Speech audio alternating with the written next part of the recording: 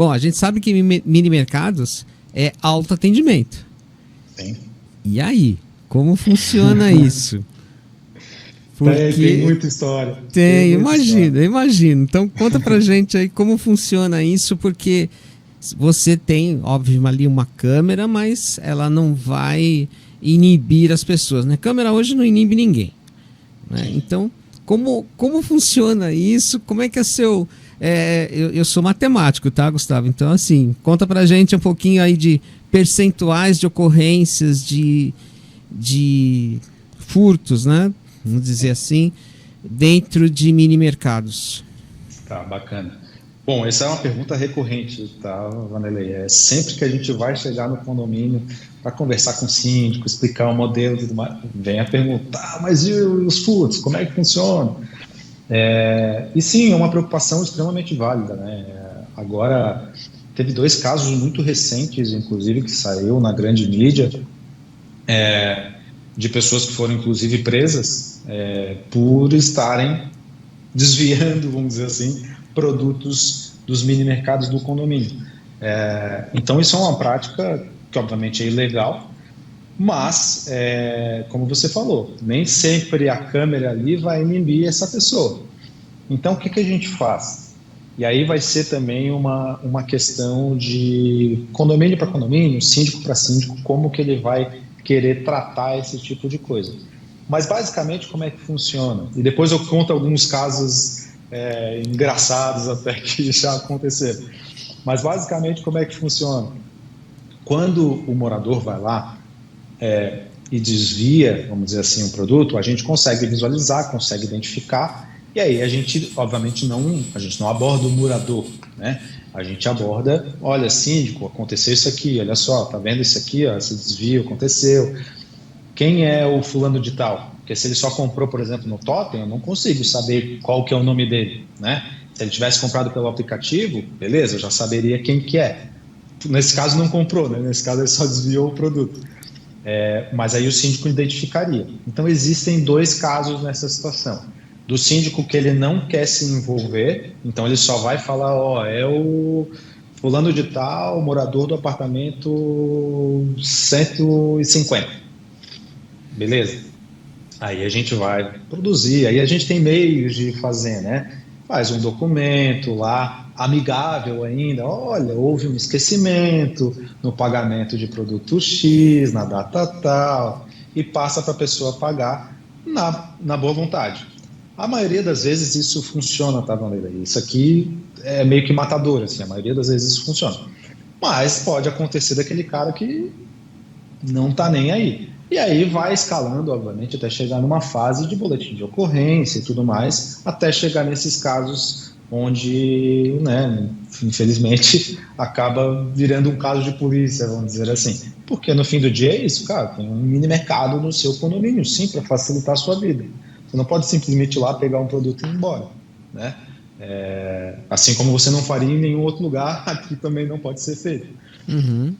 Mas isso eventualmente pode acontecer. Mas como eu te falei, cara, eu diria que sim, 95% das vezes soluciona quando é feito esse documento ali que a pessoa, opa, estão me vendo e realmente bacana. cobram. Bacana, então é um índice até que baixo de ocorrências aí e com soluções quando acontece. E assim, isso eu trouxe o índice de quando resolve esse tipo de problema. Índice mesmo que a gente tem de histórico condominial, ele chega a no máximo 3% de quebra mensal. Tá. Já no corporativo diminui um pouco, ele chega na casa de no máximo 1%. Mas no residencial chega em até 3%. Então é baixo. De modo geral, quando a gente vai até falar com o síndico e surge essa pergunta, muitos ficam ainda meio, puxa, mas isso dá certo? Tem certeza? Isso não vai funcionar? Isso aqui é Brasil? A gente ouve muito isso. Mas o que acontece? A gente usa a seguinte fala. Não, entendo sua preocupação, tá. Mas me diz uma coisa, Vanderlei, você faria? Não, eu não faria. Pois é, sua esposa faria? Seu filho faria? Não. Então, a maioria não faz. A maioria é correta. A gente tem que entender isso. A maioria é correta, a maioria não faz esse tipo de coisa. Vai ser uma exceção ou outra. E aí a questão é a gente tratar essa exceção ou outra. O que não pode acontecer, a gente aconteceu e ninguém deu bola.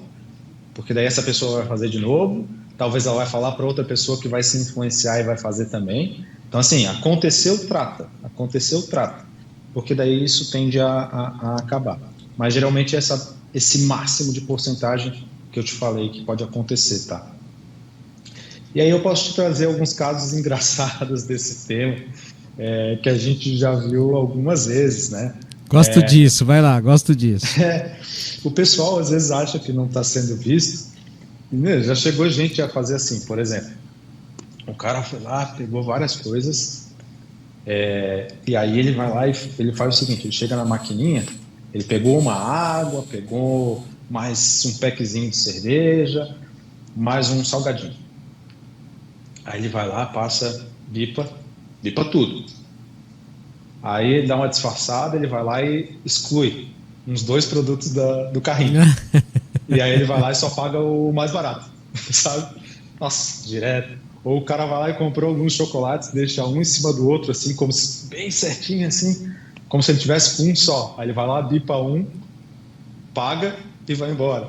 Então, assim, tem várias práticas que o pessoal faz, imaginando, né, que não vai ser visto, que não vão pegar, mas dá para pegar. E hoje em dia tem até tecnologias, Wanderlei, que a gente usa, inclusive, tecnologias que facilitam a identificação desses momentos críticos. Então, fica muito mais fácil para a gente acompanhar. Hoje em dia, a gente não precisa ficar 100% na frente da tela, olhando para ver se aconteceu alguma coisa ou não.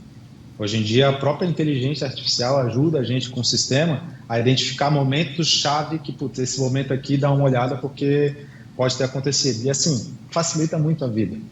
Então, legal. O morador, de modo geral, ele depois, como eu te falei, se acontecer alguma vez, ele recebe essa cartinha ali, a tendência é que ele pare de fazer porque ele entendeu que, opa, não, a câmera funciona e além de funcionar, o pessoal realmente vem cobrar. Então, assim, acontece muito desses pequenos casos assim, que daí todos eles a gente resolve caso a caso, sempre. Mas assim, o principal a se deixar aqui para o síndico é que fica muito a critério dele, tá? De ele passa a informação de quem que é o morador, ou alguns síndicos, eles mesmos preferem, não, eu vou lá falar com esse morador. Pra gente é indiferente. Tem síndico que prefere ter mais esse controle porque, cara, eu quero ter esse benefício aqui, eu não quero que vocês saiam daqui com essa solução que facilitou muito a nossa vida por culpa desse morador. Eu vou lá e vou falar com ele para resolver esse problema. Tem síndico que é assim, tem síndico que prefere não se envolver muito e aí ele só passa os dados, obviamente, para a gente poder fazer essa cobrança ali que eu te falei, essa cartinha.